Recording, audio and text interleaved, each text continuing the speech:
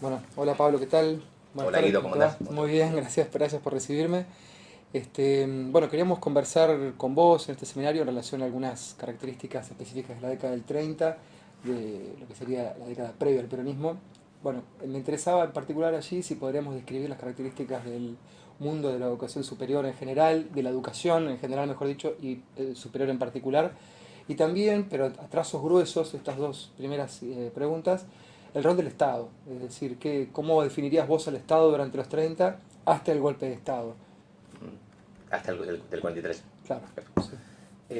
A ver, la década del 30 es un periodo, como todo periodo histórico, muy rico, ¿no? Pero es un periodo de muchísimo balance y de muchísima propuesta, ¿no? También de la ascensión a nivel educativo, la década del 30 coincide con los 50 años de la ley 1420, 1934, y ese cierre implica un balance. Convoca un balance, de hecho la ley 1420 se hacen grandes balances en el 34, y tiene que ver con, bueno, lanzamos un sistema educativo hace aproximadamente 50 años y hay que ver qué anduvo. Y eso cambia mucho el escenario, ¿no? Primero en el escenario mundial. La crisis del 30 pega muy fuerte en Argentina, hay un agotamiento de los modelos fundacionales, o sea, creo que Patricia Funes dice muy hermosamente las palabras que se escribían con P con mayúscula en el 19, como progreso, y más ya están de escribirse con mayúscula. Las grandes palabras del 19 ya se siguen diciendo, pero no con el poder de todo, positivismo, progreso, digo, empiezan a ser, parece que lo que habían prometido no se cumplen. Y creo, a nivel educativo, a todos los niveles, pero a nivel educativo es muy fuerte, hay una cierta decepción con el sistema educativo, digamos, en una cuestión donde las cosas no fueron como se esperaban. Hay un ejemplo que me parece muy interesante, que es, no va por educación superior, pero vale la pena verlo, que es el tema de la educación de adultos, ¿no? Cuando la ley 1420 pone la idea de la educación del adulto analfabeto, la educación de adultos en el 84 es pensado como una política coyuntural. Bueno, en este momento hay analfabetos, hay que educarlos, pero bueno, obviamente el avance de la forma escolar hará que el alfabetismo adulto desaparezca. En 1934, en 31 hay un censo escolar muy grande que plantea que hay muchísimos analfabetos en el país. Hay un trabajo grande de Ramón J. Cárcano, que es un tipo muy interesante, los 30, ¿no? Que viene de cierta lógica conservadora radical, digamos, pero un tipo que va, un modernizador, sin duda, va a ser el primero que va a impulsar la ley de divorcio y con muchos problemas en Córdoba por estas ideas. Se llama 800.000 analfabetos, son números exagerados, pero no importa. Pero lo que importa, que Carcano dice algo así como esto que parecía un problema coyuntural es estructural. Y eso salta. Muchas de las cosas que se pensaban que eran coyunturales en 1880, en 1930 se ven que eran estructurales. Todo el sistema educativo. Entonces también pasa con el nivel superior.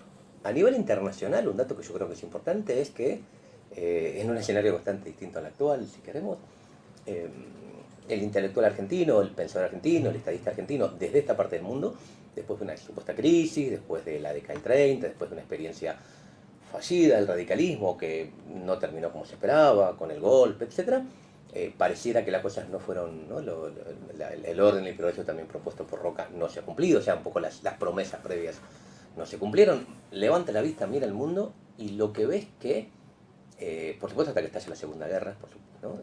Eh, eh, en el mundo aparecen tres modelos políticos y sociales muy distintos entre sí. El Estado o sea, Estados Unidos sale de su crisis del 30 con el Estado keynesiano y, bueno, en algún lado de Europa.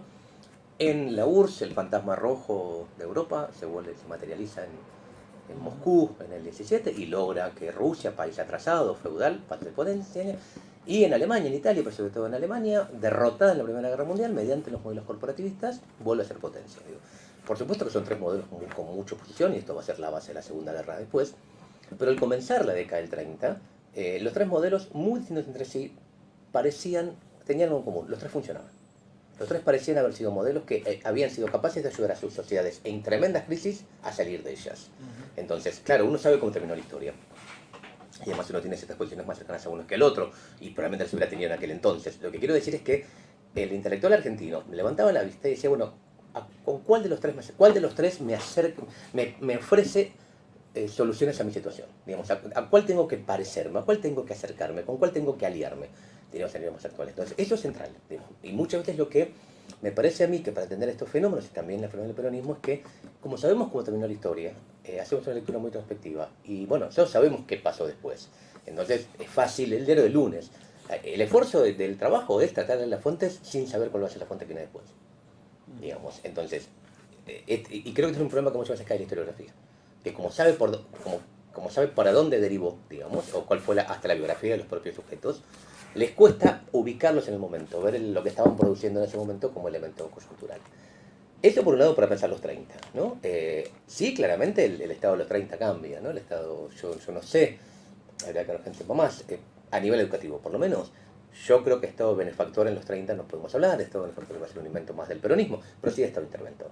Aparece un estado que va a tomar las políticas sociales, la cuestión social, palabra muy utilizada en la década del 30, ¿no? Como la escuela tiene que ampliar sus funciones, tiene que ser otras cuestiones, una de la aparición de los no los campamentos, perdón, de las vacaciones, de los comedores, hasta de los roperos, o sea, la cuestión médica, digamos, hay como un estado que empieza a, creo que se empieza a estatizar mucho más la sociedad argentina, ¿no? Como el fenómeno que ya se venía de tiempo atrás, pero que de una vida regulada por la lógica comunitaria más del 19, empieza bien la lógica del siglo XX de la vida de la gente, una vida regulada por el Estado, ¿no? Como, por supuesto que esto va, es idas y vueltas, hay casos distintos, no es lo mismo en Buenos Aires que en el interior, o sea, pero hay una, en los 30 sí claramente se estatiza la vida, ¿no? Empieza a aparecer este modelo de vida ideal que se va a consolidar un poco tiempo después, pero ya está que, bueno, haber triunfado en el siglo XX, haber tenido una buena vida digna en el siglo XX,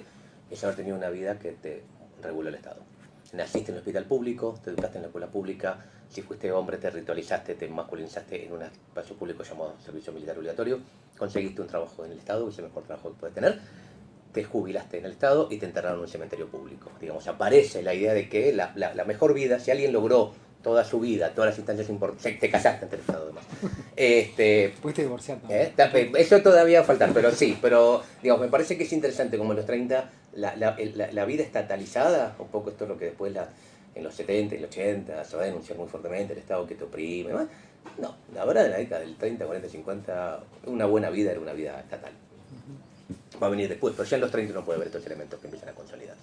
Y a nivel educativo muy fuertemente, ¿no? Y creo que son fundamentos de los 30 para el peronismo. El peronismo va a ser capaz de tomar esta idea de los sujetos que creen, digamos, como que en los 30, aún con los gobiernos autoritarios, se empieza a ver un sentido común de un Estado weberiano. Digamos, la gente empieza a sentir que el Estado es un lugar donde se puede construir el bienestar colectivo, donde se pueden satisfacer necesidades. Y empiezan las demandas al Estado en forma muy fuerte, ¿no? El Estado es el lugar a donde hay que demandar, el lugar donde hay que exigir, ¿no? Se pasa el modelo, no hay que estar el Estado deja de ser el lugar al cual hay que oponerse, deja de ser el arma de dominación de las clases, o sea, deja de ser el modelo de la semana trágica, digamos, para ser el Estado donde uno puede ir a exigir, demandar, donde no son solamente agentes de la clase dominante.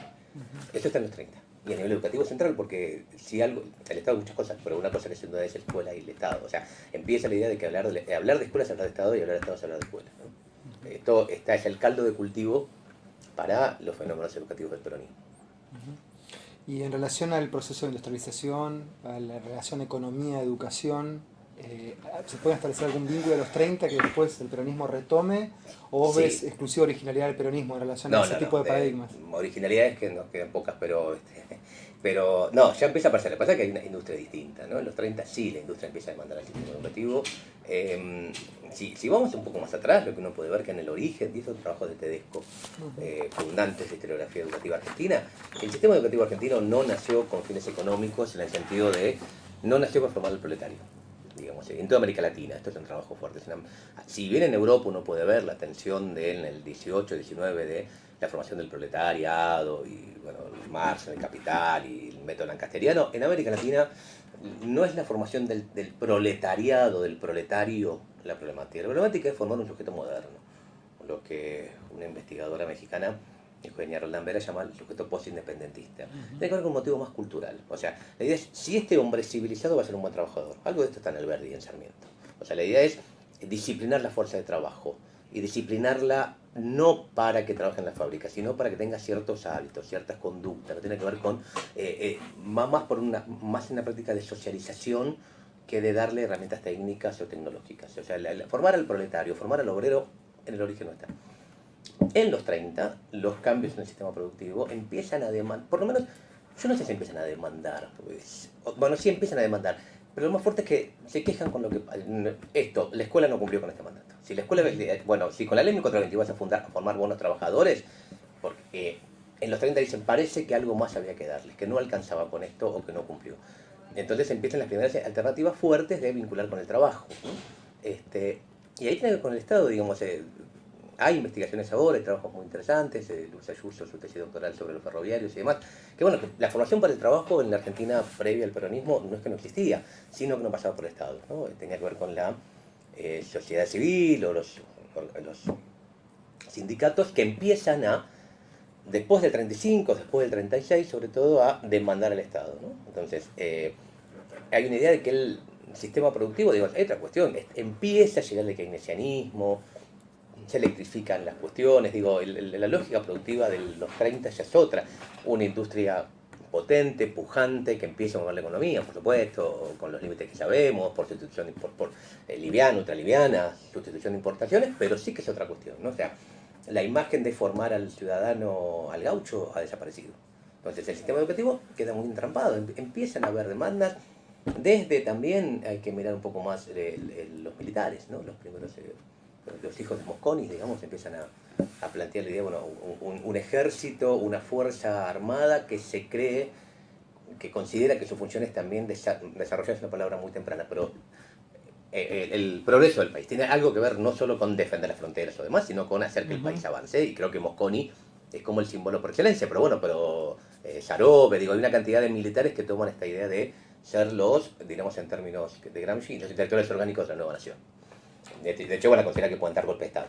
Pero también entonces uno empieza a ver como dentro del ejército hay falta de investigación al respecto, por ese lugar las Fuerzas Armadas han tenido en el sistema educativo, digamos, obviamente estamos muy tenidos por los horrores de la última dictadura cívico-militar, pero si corremos un poco eso, podemos ver que con métodos tremendos, igual hay una idea de qué ha hecho las Fuerzas Armadas en la profesión educativa. Había un acercamiento a las cuestiones productivas, ¿no? El ingeniero militar, las escuelas de ingeniería, digamos, hay toda una idea ahí de formas educativas que conocemos poco, pero que yo creo que son muy importantes para entender el peronismo.